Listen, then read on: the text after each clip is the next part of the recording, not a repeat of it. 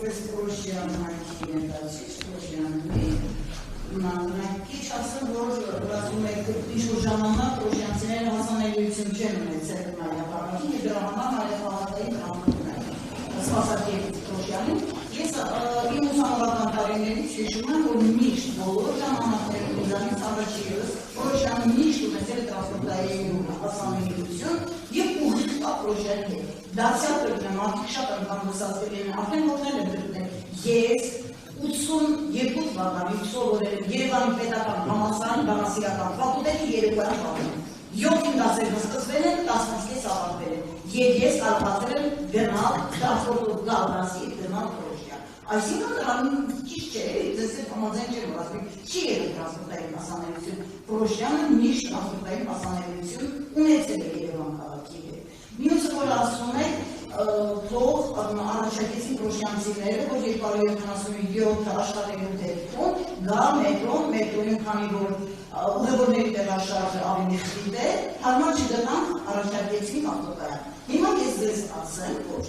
Հալաբյան փողոցում պիտի կայանեն հանրապետական հիվանդանոցի հարակից տարածքում։ Պրոշյանից եկող տրանսպորտային միջոցները հասարակ։ Հիմա պիկ ժամերին, այսինքն երբ ուսանողներ, աշակերտներ, աշխատողներ կգան, այդ ժամին արդյոք աչքի արել է այդ բեռնատողման ուղևորապես փոխադրումը իվիճակի կլինի Հալաբյան փողոցից, ինձ թվում է դա լուրջ խնդիր առաջացնի, այդ հարցին նույնպես անդրադառնալ է պետք։ Եթե մետրոյի տարածքից տարբեր ուղղություններով կա, և մետրո կա, և ավտոբուսներ կան, դեպի Կոմիտաս գնացող, Կասյանով, Քոչարով, Բաղրամյան և այլն, Մեդվերյանի մոտ, բոլորը մոտ, բայց Հալաբյան փողոցից բավականին դժվար է ապահովել այդքան ուղևորների փոխադրումը։ Սա ևս ինձ թվում է մտավորվելու առիթ տալիս։ Եվ երրորդը, որ ասում եք պայմանավորվել ենք իհարկե, շատ հետաքրքրում է ինձ, որ տրանսպորտային միջոցների մենք խոսեցինք 277-ի, ասենք, միկրոավտոբուսների քանակի մասին, ու ասացիք, որ 6 միկրոավտոբուսով մրցույթին մասնակցել,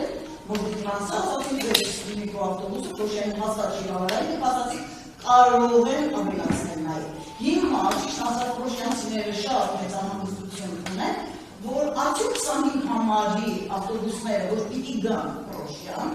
այդ նույն քանակով, նույն բարերարությամբ պիտի գան, թե կարող է որոշ ժամանակ ասացել եք պակասեցենք, որը 5 անգամ, որը 6 անգամ, 7 անգամ, այդ 15-20 րոպե բարերարությունը, այս 25 համարի համար ևս կապահովվի պրոշյանցիների համար և ուրիշ մի բան։ Ինձ թվում է պետությունը կոչված է քաղաքացիներին սպասարկելու ծառայելու համար։ Եվ այս պարագայում ուղղակի հարց է առաջանում պրոշյանցիների ապահով փոխադրումը։ Գոնե կանգար այնպիսի տեղ պիտի անի 25 համարը, որ մարդիկ առանց այդ Պրոշյանում ավտովթարները չկողից ավելի շատ են։ Մի երկու օր առաջ երկու վթարի եղել զոհեր պիտի չեղեցին։ Այնպիսի տեղ պիտի կանգար կատարել 25 համարը, ապահովում ավտոբուսներ և ավտոբուսի մնացած խնդիրը չէ ոչ մեկի համար։ Ուղղակի պաշտպանության նախարարության տարածք հասնելու համար ուղիղ պիտի Երևան աշտարակ խճուղով մարդիկ ուղիղ քայլեն դեպի նախարարություն։ Մնացած հարցերը հարցեր չեն։ Եթե այս հարցերին պատասխանը կբավարարվի, շնորհակալ Ես պատասխանեմ, հետո երևի անցնենք։ Լավ, ես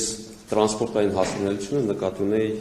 ոչ թե որ հասանելիությունը չի եղել, այլ միջմարզայինը չի եղել, Երևանինն է մտել։ Ես դա նկատի ունեի իմ խոսքի սկզբում։ Հիմա հակառակն է, քանի որ մենք նոր մոդել ենք կիրառել, այսինքն ամբողջ մարզը բնակավայրերով պետք է մարզային օպերատորի կողմից սպասարկումը իրականացվի, նախընտրել ենք Երևանի տրանսպորտը, որպեսզի վերադառնա իր վարչական շրջանը, ինչը կապված է չվացուցակի հաճախականությունների Երևանի, ապա որոշումը, եթե չեմ սխալվում, արդեն Երևանի մասով եղել է եւ այնտեղ հաճախականությունների հետ կապված որևէ փոփոխություն տեղի չունեցել, այսինքն այդ հատվածում, որտեղից շրջադարձը իրականացվելու, հաճախականությունների մասով նույն հաճախականություններն են մնացել։ Բայց եթե աշխատանքի ընթացքում ուղևորահոսքերի փոփոխություն կլինի, օրինակ միջմարզային տրանսպորտի շատ մարդիկ կսկսեն օգտվել, եւ Երևանի տրանսպորտում կընկնի այդ հաճախականությունների թիվը, իհարկե իրանք կարող են վերանայել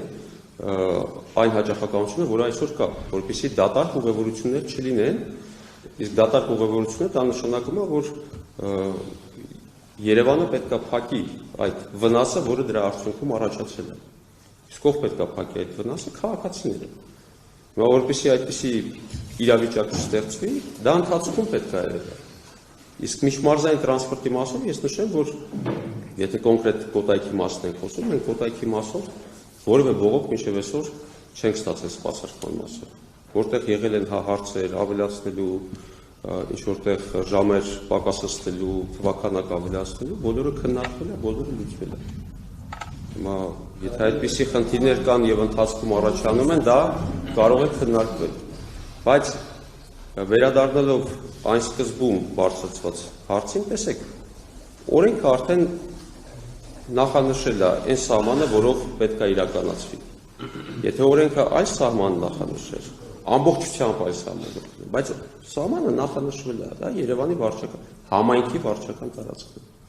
Հիմա այլ համայնքների դեպքում նույն կանոնակարգերն են գործում, նույնը կդնի Վանաձորը, Գյումրին եւ այլն։ Մեր ասածը հետեւյալն է, որ եթե քաղաքացիները սովորել են Երևանի տրանսպորտի, այդ հասանելիությունը բնակավայրի սկզբում կա, խնդրում եմ օգտվեք, եթե խոսքը Քազախի դեպքում այսպես կոչված 150 մետրի մասն է, կներեք 150 մետր կարելի է քայլել, եթե դու ուզում ես օգտվես Երևանի տրանսպորտից։